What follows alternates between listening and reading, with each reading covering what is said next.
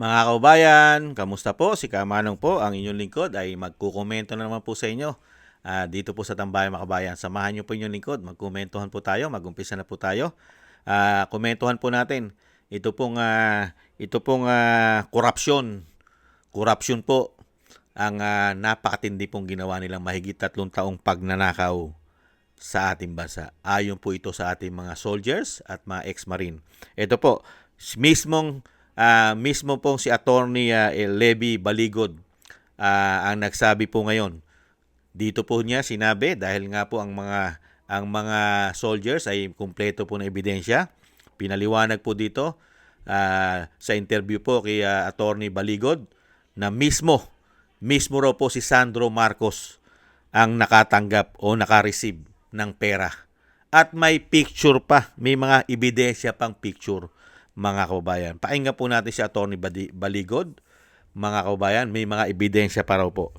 Ito po, ibang klase po. Pero pagdating po kay Lacson at kay Boying, hindi po pwede, mga kaubayan. Walang kredibilidad. At ginagamitan pa ng mathematics, mga kaubayan. Unbelievable. Pakinggan po natin si Attorney Baligod. Chris K here with pera, Attorney Baligod. Yung bang sinasabi ng mga Marines na nag-deliver sila, sino ba ang aktual na tumanggap ng pera, Attorney Baligod, sir? Doon sa Ilocos, ang tumanggap ay si Sandro mismo. Wow. At pagkatapos ng ilang oras, sumunod si First Couple, no? At nag-usap sila doon, nag-overnight pa sila doon. At nagkaroon pa sila ng mga litrato, no? So hindi ako nagdududa na talagang pumunta sila sa Ilocos, nag-deliver, kasi doon sa eroplano ay kinuhanan pa ng litrato yung mga maleta. Wow.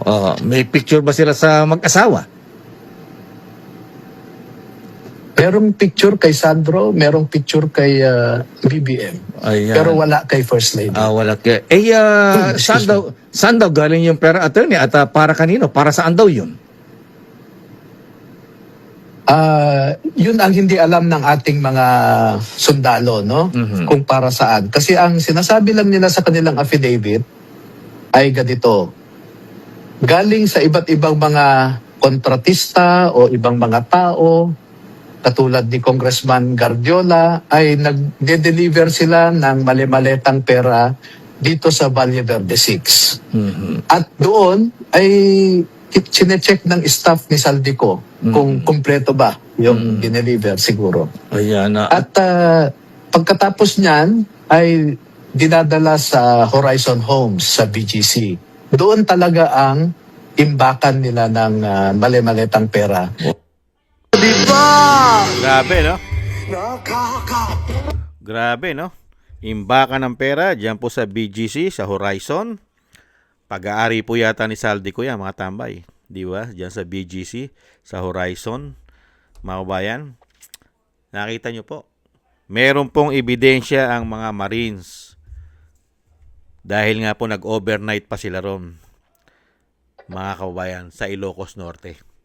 At ang naka-receive, may picture pa sila, larawan ni BBM at ni Sandro. Nakasakay po. Di ba, hindi po ba ma-deliver nila kung hindi helicopter, eroplano. Eroplano, helicopter, pagka Ilocos. Hindi po ba? Nakita nyo po mga tambay. Pero pagdating po kay Boying at kay Lacson, mahirap pong paniwalaan yan. Mahirap pong paniwalaan ang korupsyon, mga kabayan. Hindi po kapanipaniwala at wala pong dignidad. Wala pong dignidad ang mga soldiers. Mahirap paniwalaan. Nakita nyo po. Pero ayaw na ayaw po nila imbestigahan ang mga ebidensya na hawak ng mga soldiers, ng mga Marines. Ibang klase, no? Dinala na po nila sa ombudsman. Nag-file na po sila ng reklamo. Kaya lang, yung sinasabi nga ni Attorney Baligod, napakahirap talagang magsampa sa mga ahensya ng gobyerno na sana'y tutugon sa investigasyon dahil mismo sila ay kasama rin sa korupsyon. Kasama rin sila na sa nadidilibiran ng mali-maleta, mga kababayan. Kaya napakasakit. Kaya nga sinasabi ni Baligod, ni attorney, wala tayong magagawa. Kailangan natin dali ng reklamo sa ombudsman dahil sila ang ahensya na mag-iimbestiga sa mga politiko na gumagawa ng pagnanakaw sa pera ng taong bayan. Nakakalungkot. Halos lahat. Paano makakahuli ng malaking isda? Ang gobyerno. Paano po makakahuli ng mga buhaya? At yung pinakahari ng buhaya at reyna ng buhaya. Kung mismo yung hari at reyna at prinsipe ay sangkot sa mali-maleta. Grabe, no? Special delivery pa. Helicopter, eroplano ang ginagamit. Nakakalungkot. Kaya po, dito po sa nangyayari sa ating bansa, yan po ang ginawa pong trabaho ng mga demonyong ito, di umano. Pero nagko-cover up po sila, nagsasabuatan, kino-cover up pa nila yan. At pilit po nilang dinadivert yan. Ayaw nilang tumbukin yan. Nililihis nila ang issue. Mga kababayan. Grabe, no? Si Sandro Marcos, napakalaki po ng mga insertion yan. Hindi po ba? Billion! Hindi po ba? Mga allocable yan. Grabe kalalaki. Billion! Kaya nga, imposible bang dalang ka ng pera? Naka-aeroplano, naka-helicopter? Kung yung napupunta sa'yo, billion sa opisina mo? Di po ba? At si Saldico, ang tumatayo nilang utusan, aso, delivery boy, si Saldico. Hindi po ba?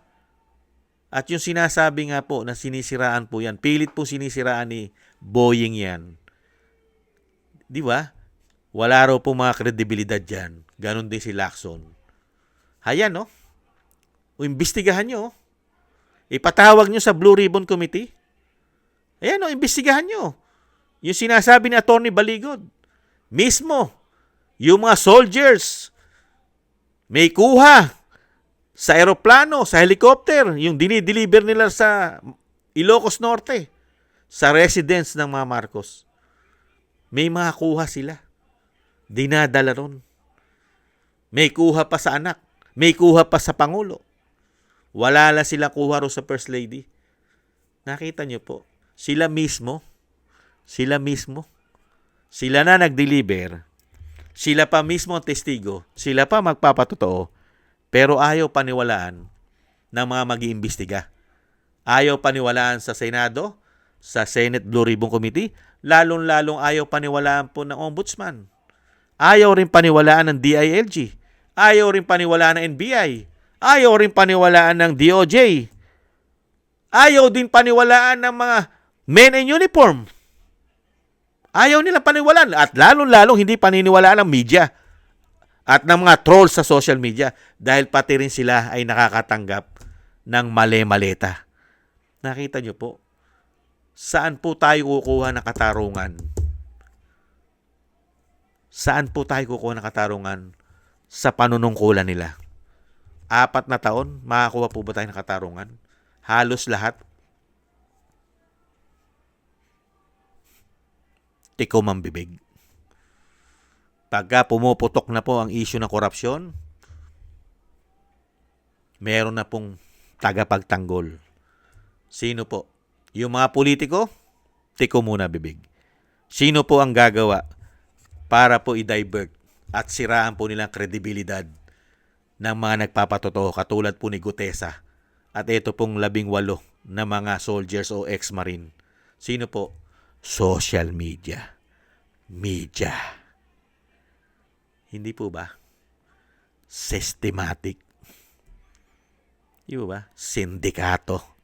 Lahat nagkaroon. Kaya nga po mga kabayan, napakahirap po ng pagdadaanan natin. Pagka ganito po ng kaganito ang mangyayari sa ating bansa, talaga pong grabing hirap po ang ibibigay sa atin ng mga taong ito. Talagang dadalhin po tayo nito sa basurahan at sa kumunoy at ilulubog tayo na ilulubog nito sa utang. Hindi kaya? At sila lang talaga nakikinabang, ano? Pero napakalinis niyan. Pagka po ibinabalita na nila, nakakalungkot, ano? Lahat sila. pati hindi politiko, di ba? Matagal nang hindi politiko yung pambansang sundalong kanin, yung pambansang Judas umano ng Pilipinas, di umano. Nakinabang, wala na sa kapangyarihan, wala nang pwesto, pero nakikinabang pa rin sa pera ng taong bayan. You know? ICC, ibang klase kayo. Yan po mga kababayan, ang nakakalungkot na hindi tayo makakuha ng katarungan. Dahil mismo yung sana nakakampi at tagapagbantay natin sa mga ganitong pangyayari at sitwasyon na sila sana ang magiging panlaban natin sa mga magnanakaw, mga huwalangya, mga tarantado sa gobyerno. Pero sila po ay kasama rin yata.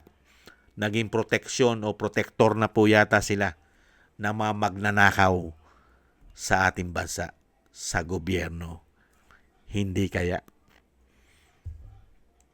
Sinisecured pa nila. Bantay sarado pa nila. Unbelievable. Yung mga politiko na magnanakaw, bantay sarado pa. Secured pa ng mga men in uniform. Ang mga magnanakaw, di umano. Unbelievable. Kaya po ang pag-asa na lang po natin mga kabayan ay ipagkaloob po. Muli po sana ipagkaloob ng may kapal na makabalik po ang isang Duterte. Dahil mismo po si Inday, hindi rin niya po matanggap ang nangyayari sa ating bansa. Dahil mismo siya ay nabudol. Nabudol po si Inday na nagbalat kayo. Nag-anyong tupa. Nag-anyong tupa nung siya po'y nililigawan. Pero nung makaupo na, ano na po yung nag-anyong tupa. Alam nyo na po ang sagot doon, mga kababayan. Nabudol si Inday, lalong nabudol po tayong mga Pilipino. Ang lahat po na nangyayari sa ating bansa ay ang pakinabang ay nasa kanila. Pero ang paghihirap, nasa atin. Nasa atin lahat ang paghihirap. Pati po, binaon pa tayo sa utang. Unbelievable. Yan po mga kababayan, at yan naman po ay inaasahan na po natin yan. Inaasahan na po natin na hindi naman po yan papansinin at papatulan, lalong-lalo hindi naman po ipagbabalitayan sa malalaking mainstream media. At syempre po, sisiraan yan sa social media dahil napakarami pong bayad dyan, di umano. At syempre po, hindi naman po papansinin yan dahil mismo yung mismong Senate President ay at involved at yung mismong Blue Ribbon Committee Chairman ay nagsalita na napakahirap paniwalaan yan. Ganon din po ang Ombudsman, lalong-lalo po sa Kongreso. Buti kung imbestigahan nila yan. Hindi po ba? Kaya nga po sinasabi natin, napakahirap pong imbestigahan ang mga magnanakaw na politiko sa ating bansa. Bakit po? Mauubos po silang lahat. Pagka po inimbestigahan at gustong ipakulong, mawawalan po ng Pangulo ang Pilipinas. Pagka pinakulong mo lahat ng sangkot sa pagnanakaw. Kung lalabas ang katotohanan sa sinasabi po ng mga Marines, mawawala ng Pangulo ang bansa. Lahat makukulong pala, mga kababayan. May makukulong na speaker, presidente, mga senador, lalong-lalong napakaraming mga congressman. Hindi po ba? Sino mag-iimbestiga? Mga kababayan, vlogger na lang ang nag-iimbestiga at nagsasabi ng katotohanan. Vlogger na lang, mga kababayan. Yung matitino, yung matitino, yung wala sa payroll, yun po, yun na lang ang magsasabi ng katotohanan na sila'y puro magnanakaw. Yung wala sa payroll. Pero yung nasa payroll ay malabong magsabi ng magnanakaw ang mga hayop na yan. Di umano. Hindi po ba? Maraming salamat po mga kababayan. Ganun po talaga. Pagka sinabi nga po, pagka nabudol ka, daig mo pa nanakawan. Pag nanakawan ka, daig mo pa nabudol, mga kababayan. Kaya po tayo, puro pagtitiis. At syempre po, yung panalangin, yung po ang mabisa po natin panlaban. Ang ating panalangin na sana po'y dinggin. Ganon din po ang wish at panalangin ni Cara David. Maiksi lang naman po ang panahon. Maiksi lang po ang buhay. Hindi po ba? Kaya po wag po silang magpakasiguro na habang panahon sila riyan at habang panahon na mapagtatakpan nila ang kanila pong kawalangyaan na ginawa sa taong bayan. Thank you po mga kabayan sa nagusto po na ating tambayan mga kabayan sa YouTube at TikTok. At ganoon din po sa ating mga subscribers sa patuloy po nagsusubscribe. Maraming salamat po sa inyo. Shoutout po sa inyo lahat. At sa mga nagko-comment, like and share, mabuhay po kayo. Thank you po sa inyo. At ganoon din po sa mga nagbibigay po ng tulong at biyaya. Shoutout po kay Mila Yee, Tatay Nick ng Canada, Eric Hershon ng Canada. Ako si Pilam, Ani Joe, si Gay at Shena, Balance Vision TV, Jesus Valdepena, Nancy Lumampao, si Norma Garcia, Michelle Yamaguchi, Rosalina, Wills Bubbles, si Arfel Villacorta, Chedorico Erguisa Jr., Jovelyn Watanabe ng Japan, si Jem Aris ng United Arab Emirates, Baby Roman at Ate Isa ng Cagayan, Julieta Silona ng Sydney, Australia, Gina Ray Solidides ng Berlin, Germany, Jake Yahut ng Maisug, California, USA, at siyempre po si Bei Chichiyoko at Kingston ng Hong Kong. Maraming salamat po sa inyo. Ingat-ingat po kayo, lalo-lalo po sa inyo po mga paggawa. God bless po sa inyong lahat mga kabayan. At tiis-tiis lang po tayo mga kabayan. Tiis-tiis lang po tayo. At hindi naman po sila forever dyan. Maraming salamat po. Bye-bye.